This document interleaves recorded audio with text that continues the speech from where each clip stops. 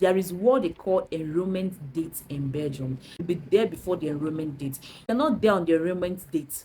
You cannot be enrolled. Your school cannot enroll you. And that means you will miss out the opportunity of getting your temporary permit. And if you don't get your temporary permit, you know what it means, that your stay is illegal.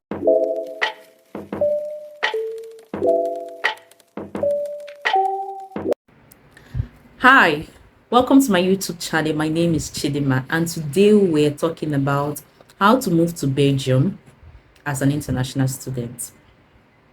Belgium is one of the greatest countries in Europe. It is a well-structured country. So many people are looking to go into there as an international student. The type of visa as an international student you need to apply is the type D visa. And you shouldn't worry if you are giving 3 months visa, if you're giving 1 week visa, if you're giving 2 years visa. We all know that visa is documents that give you access into a country, but it's not documents that give you access to study in a country. If you're going to a country, you have to get a visa, which is like access card to enter into that country. And once you get into that country, at the point of entry, you'll be given student permit, work permit, or whatever. So once you are given a visa, even if it's 3 months and your program is 1 year or 2 years, don't bother, it's not a problem. Because when you get to Belgium, you'll be given a 1 year temporary permit. Even if your program is 2 years, you'll be given 1 year temporary permit, which is renewable every year. So that shouldn't be a problem. Just get your visa and enter into it. And there's something you need to know. In Belgium, there's what they call enrollment date.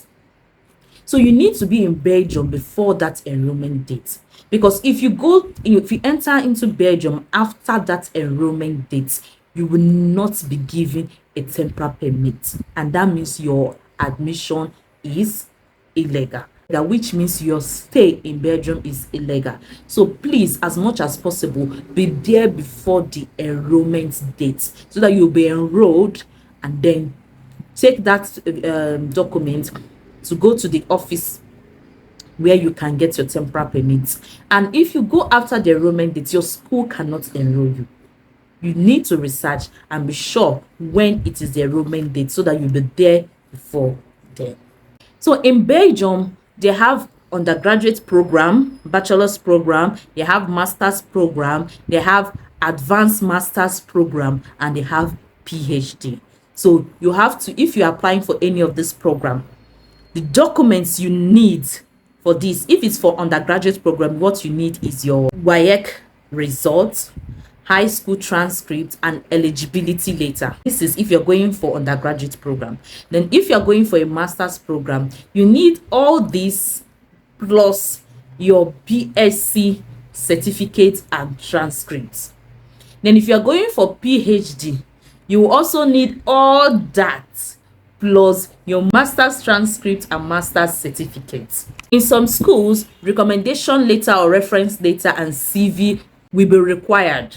It's not compulsory. Some schools request for it, some don't. So what do you do with all these documents after gathering them? After you gather all these documents, you go do what is called authentication and legalization. If you don't know what authentication and legalization is, just go back to my video. I made a video about it, how to authenticate your results, your documents in Ministry of Education and Ministry of Foreign Affairs. Just go watch the video and you get step by step on how to authenticate your results. So after the application and you've gotten your admission, then the next thing you need to do is to apply for the visa. So these are the documents you need to apply for Belgium visa. One, you need the visa application form. You have to go to their website and download the visa application form and fill it.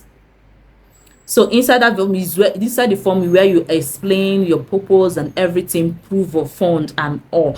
If you don't know what to write on your statement of purpose, please go back to my video. I made a video about explanation on statement of purpose. So go watch that video. It will help you a lot to explain how to write statement of purpose in any visa application. Number 2 is your scholarship form. If you have scholarship, so you need to you need to go with the scholarship form. If you don't have scholarship, you ignore this part. The next one is your international passport. Your international data page passport, you have to print it out to go with it. Next one is your medical report, and please do the right thing with your medical report. Do not go to any hospital or get a fake medical report. No, because you'll be tested.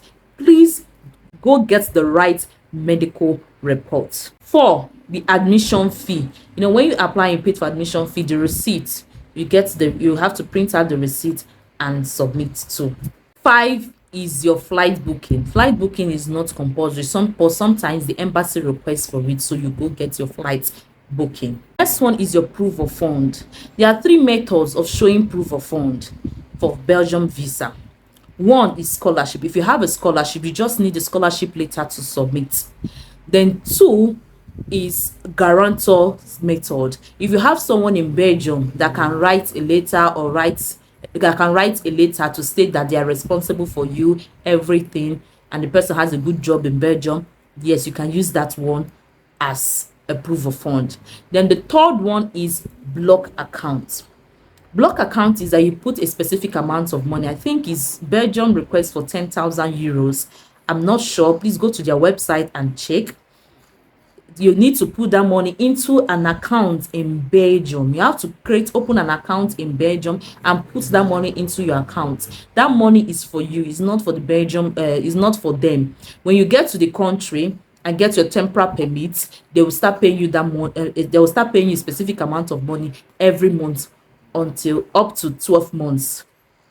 So that is the 3 methods of proving your funds. As I stated earlier, please make sure you enter Belgium before the enrollment date. There is what they call enrollment date in Belgium. Please research and get to know the enrollment date so that you'll be there before the enrollment date.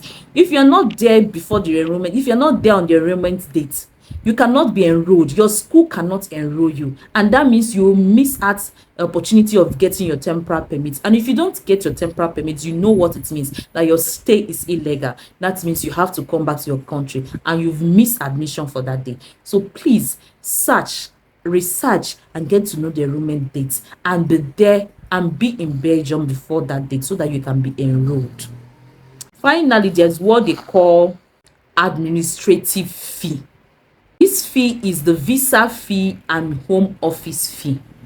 If you have a scholarship, you'll be excluded from paying this fee. But if you don't have a scholarship, you have to pay for this administrative fee. I can't remember the specific amount. So research and get to know the administrative fee and pay if you have no scholarship. Thank you guys. We've come to the end of this video. Please do not forget to subscribe, like and comment. If there are questions you have for me, please put it down on the comment section. I'll be available to answer to all your questions.